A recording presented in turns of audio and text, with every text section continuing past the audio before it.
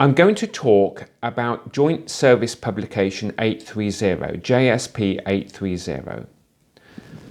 So JSP 830 was published to support the Armed Forces Act 2006, and it was published to provide written policy. JSP 830 is divided into 3 separate volumes. The first volume concerns commanding officers' powers. The second volume concerns the court, and the third volume concerns a legal compendium. To consider volume 1, which concerns the commanding officer, this chapter is itself divided into 26 separate subchapters. So volume 1 concerns all those matters that may be dealt with at unit level. So it may concern an investigation, seizure of property, search of accommodation, and it will then concern those matters that are dealt with at summary hearing.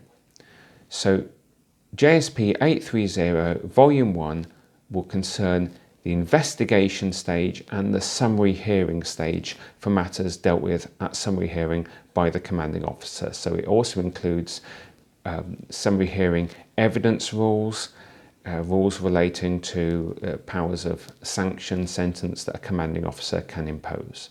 There are 26 chapters within Volume 1 concerning the commanding officer's powers. JSP 830 Volume 2 concerns court-martial, concerns the rules relating to court-martial. So evidence, witnesses, procedure, sentencing. All of those are dealt with at Volume 2, JSP 830, concerning the court-martial. Volume 3 concerns the legal compendium, and that concerns the information that needs to be given to individual who is subject to investigation or who may be arrested. It concerns the material that needs to be presented to them when they are the subject to an investigation. So JSP 830, it's designed to support and provide policy following the Armed Forces Act 2006. Volume 1, that concerns matters that would be dealt with by the commanding officer. So investigation, for example, by the provost sergeant or potentially by the RMP, searching property, seizing property, searching accommodation, gathering information, gathering evidence, and then it concerns the powers of the commanding officer at summary hearing and how the summary hearing is to be conducted and any appeal from the summary hearing. Volume 2, JSP 830, concerns the court-martial and the rules relating to how court-martial is to be conducted, the evidence that is to be given, rules relating to witnesses, rules relating to court procedure, and in the event of a conviction, rules relating to sentencing. And JSP 830 Volume 3 concerns the legal compendium. So to consider the Commanding Officer's Guide under Volume 1 of JSP 830, the Commanding Officer's Guide is split into 26 separate chapters. Chapter 1 is the introduction. Chapter 2 concerns the meaning of commanding officer. Chapter 3 deals with jurisdiction and time limits. Chapter 4 concerns arrest, stop and search, authority to enter and search premises, notice of powers and rights for entry for commanding officers, and authorization by member of HM Forces who is not a service policeman. Chapter 5 concerns the rules relating to custody. Chapter 6 concerns the investigation, charging and mode of trial. Chapter 7 relates to non-criminal conduct offences. Chapter 8 relates to criminal conduct offences. Chapter 9 concerns summary hearing and activation of suspended sentence of service detention. Chapter 10 deals with absence and desertion. Chapter 11 concerns summary hearing and dealing with evidence. Chapter 12 relates to defences, mitigation and criminal responsibility. Chapter 13 relates to summary hearing, sentences and punishments. Chapter 14 is the summary hearing sentencing guide. Chapter 15 concerns summary hearing review and appeal.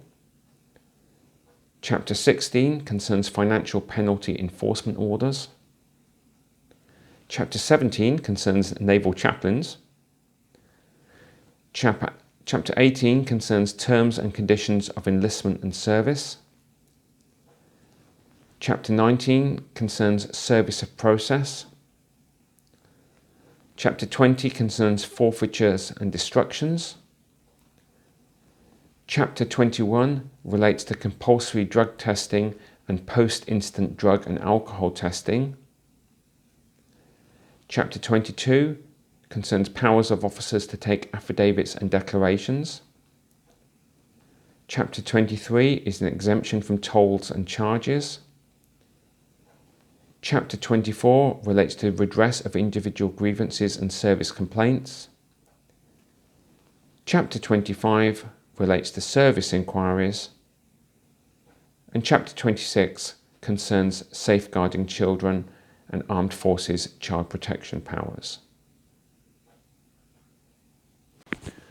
So having considered JSP 830 Volume 1, which is the Commanding Officer's Guide, JSP 830 Volume 2 is the Court Guide, and this concerns chapters 27 to 35 of JSP 830 and concerns the rules relating to the court-martial and complements the Armed Forces Act 2006. So this sets out the rules, composition, procedure of the court-martial system and how those rules have to be applied. So chapter 27 concerns the summary appeal court. That's obviously the appeal from the commanding officer's decision to the summary appeal court. Chapter 28 concerns court-martial constitution and rules. Chapter 29 concerns court-martial proceedings. Chapter 30 concerns sentencing principles, powers and effects. Chapter 31 concerns the court-martial appeal. Chapter 32 concerns the service civilian court. Chapter 33 concerns contempt of service court. Chapter 34 concerns compensation for miscarriage of justice. And Chapter 35 concerns the powers of the Criminal Case Review Commission. So chapters 27 to 35 of Volume 2 JSP 830 concern the rules relating to the court-martial. JSP 830 Volume 3 is the legal compendium. The legal compendium concerns the statutory powers of arrest and investigation of service offences by persons other than the service police. The legal compendium also provides documentation to be provided to a person in custody in accordance with Regulation 6.3 of the Armed Forces Custody Without Charge Regulations 2009, and also provides the arrest, detention and treatment of persons detained under the Extradition Act 2003.